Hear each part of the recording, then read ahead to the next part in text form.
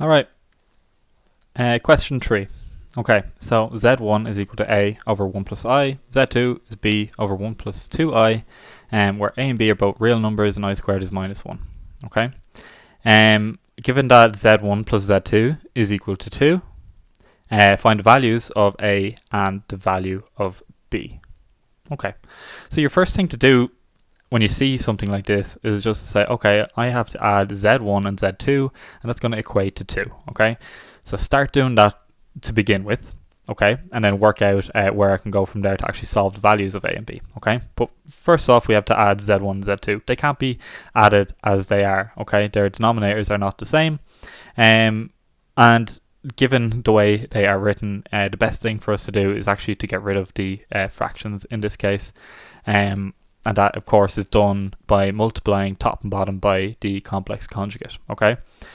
So the complex conjugate of a complex number has a really nice property in that it gets rid of the complex part or the imaginary part of that complex number, okay. So in the case of z1, which is equal to a over 1 plus I, our complex conjugate, of course, of 1 plus I is 1 minus I, okay. So we'll multiply top and bottom by 1 minus I. This is incredibly messy, anyway. So 1 plus I times 1 minus I, or we'll do it out, okay? So that will be equal to a minus ai, divided by 1 times 1 is 1, 1 times minus I is minus I times 1 is plus I, and plus I times minus I is minus I squared, okay? So we're seeing how it works out here in our favor, that it gets rid of the complex part, okay. So of course your minus I and your plus I there cancel, and your I squared is just minus 1, okay. So what you have here is these of course go, and you've got 1 minus minus 1, which is 1 plus 1, which is 2, okay.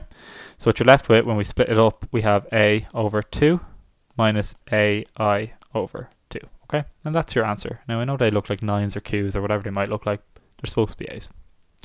Right, we can do the exact same with z2. So z2 is equal to b over 1 plus 2i. I've all of a sudden just decided to disobey the squares on this page, but anyway, we're going to keep going. And we'll multiply that by 1 minus 2i over 1 minus 2i. Just changing the sign to get the conjugate. Alright, so multiplying that top line out, we have b minus 2bi. Simple enough. Bottom line, we've got 1 minus 2i plus 2i minus 2i squared. Wrong. Minus 4i squared. Alright, so that will be equal to b minus 2bi, of course. Your minus 2i and your 2i cancel. Your I squared, of course, is just a minus 1. So that's a 1 minus 4 times minus 1, which is just 1 plus 4, which is 5. So your z2 works out down here for some reason as b over 5 minus 2bi over 5. Okay. So now we're being told that a over 2 plus b over 5 minus ai over 2 minus 2bi over 5 is equal to 2. Now I've written it like this for a specific reason, okay? I didn't just decide to mess everything up, okay? I've written our real parts here, our a's and our b's over 2 and 5 respectively, okay? And then I've written our imaginary parts over here, so anything with an I, okay? And notice on the right hand side we just have a real part, okay? But what we really have is a 2 plus 0i. Alright? So now you've got an equation, okay? You've got two variables, okay, and one single equation, or so it seems, okay? And of course, if you have two variables and one single equation, it's a no-go. You're not solving that. You need two equations to solve for two variables, okay? But what we can do is actually split this up into two equations, okay? You can evaluate together your real parts, okay, and separately your imaginary parts, okay? So what I'm saying is that you can say a over 2 plus b over 5 is equal to your real part on this side, your 2, okay? And then you can say your minus ai over 2 minus your 2bi over 5 is equal to your 0i. Alright, and that's pretty simple, okay? You've just split up one single equation into two separate equations. Okay, so now we can basically say, well, first of all, we may as well multiply across here by 10. Let's get rid of these fractions, okay? So we can say 5a plus 2b is equal to 20. It's just multiplying by 10, get rid of a fraction.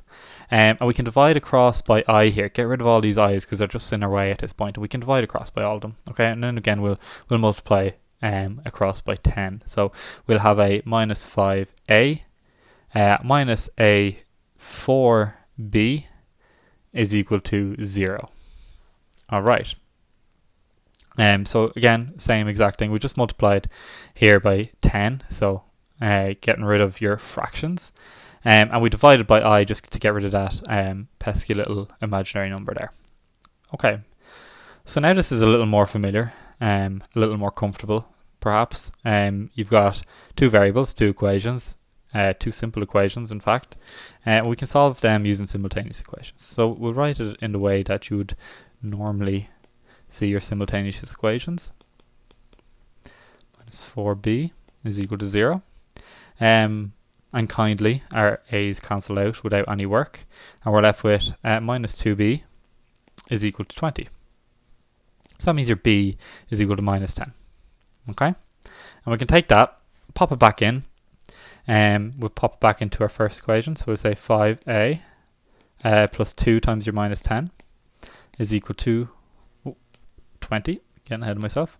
So 5a is equal to 2 times minus 10 on the left hand side is minus 20. Bring that over and you get 40.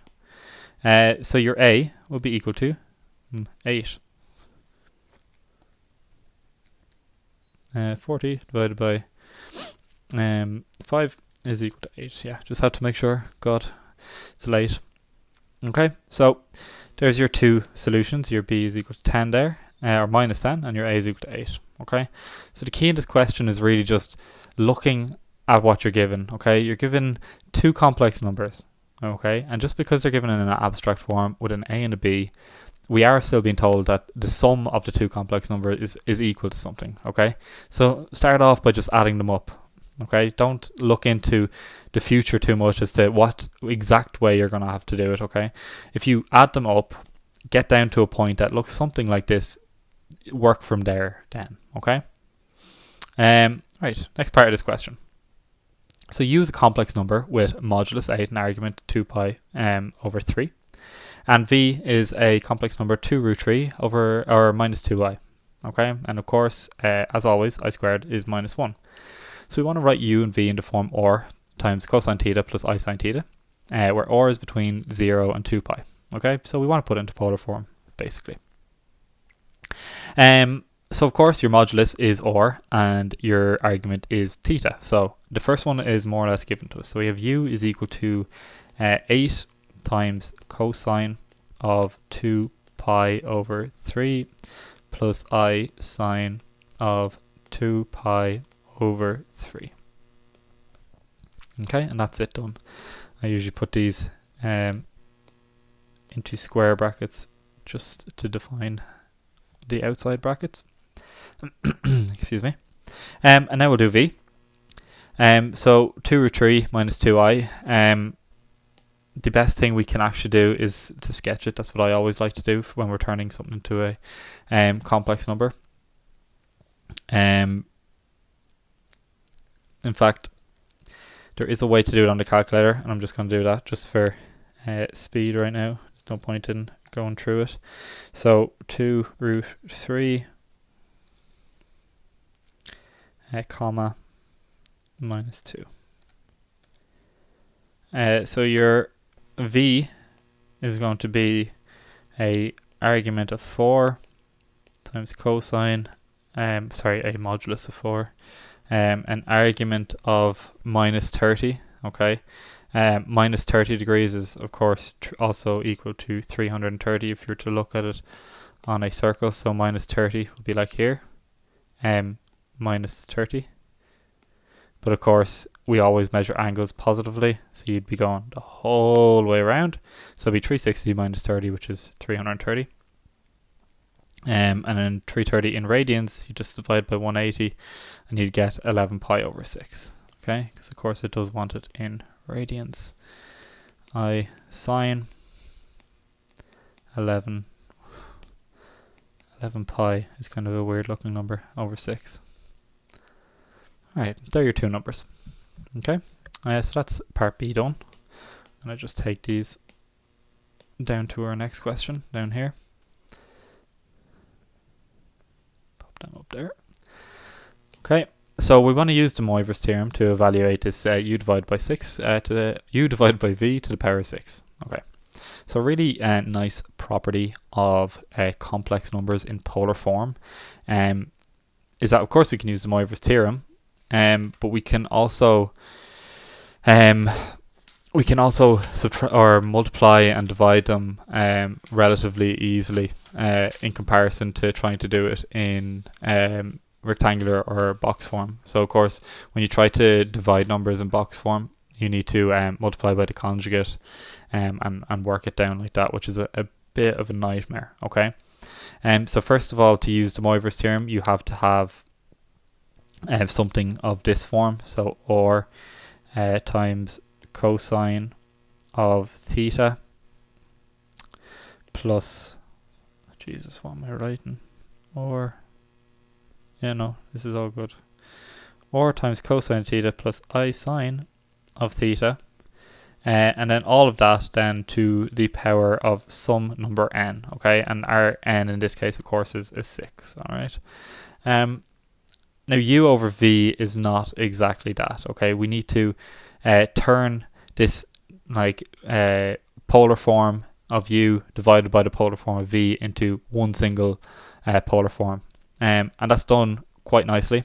Okay, so we can say that the polar form of u over v will just be 8 divided by 4, which is 8 divided by 4 is 2, of course, and then the cosine, we can just subtract these. So you have 2 pi over 3 minus your 11 pi over 6. So that's your 2 pi over 3 minus your 11 pi over 6, which gives you minus 7 over 6 pi plus I sine of minus 7 over 6 pi. Now I know this is negative and that we like to have positive numbers, but for calculation purposes right now, it's fine for the minute. And then of course this is u over v, we've just calculated, and that's all to the power 6. Okay. So 8 divided by 4 is 2. 2 to the power 6 is 64. And then I'm not really explaining what I'm doing here. So de Moivre's theorem states that something in polar form, a complex number in polar form, all to the power of n is equal to its modulus to the power of n times the cosine of the argument times n plus I sine of the argument times n. Alright, so this was 2. Okay, I'm just going to write it out longhand. So it's going to be like 2 to the power of 6 times cosine of your minus 7 over 6 times your 6 plus your I sine of your minus 7 over 6 pi times your 6 again. So 2 to the power of 6, of course, is 64. Cosine of minus 7 over 6 times 6. Well, it's just 7. I'm leaving out a pi there. So 7 pi down here. Plus your I sine of minus 7 over 6. Pi times 6 is just minus 7 pi again. Okay, so this is working out quite nicely. Now I just want to explain where that minus 7 pi is. Of course, you can just type this into your calculator, and you're going to get an answer of minus 64, I reckon. Okay, this is your unit circle. You start down here at 0. Of course, you have 90 here, 180, 270, and back around to 360. Okay, that's of course the same as pi over 4. Okay, and this is pi over 2. This is 3 pi over 4, and this of course is I'm so wrong. This is just pi. This is pi over 2. This is 3 pi over 2. And then this is 2 pi up here. Okay. So when we have minus 7 pi, okay, we're of course going in the negative direction. Okay, so we've got minus pi. Whoa, what's it doing? You got minus pi, minus 2 pi, minus 3 pi, minus 4 pi, minus 6 pi, minus 7 pi. Nope. Minus pi, minus 2 pi, minus 3 pi, minus 4 pi, minus 5 pi, minus 6 pi, minus 7 pi. Okay, so minus 7 pi is over here.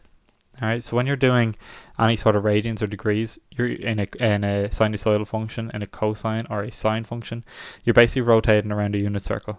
Okay, now minus 7, you're going in the in the clockwise direction around a unit circle. Okay, but the values stay the same. Okay. Now, as I said, you can just type this into your calculator, and you will get minus 1 for cosine of minus 7 pi, and you will get 0 for the sine of minus 7 pi. So what this works out is 64 times 1 plus I times 0.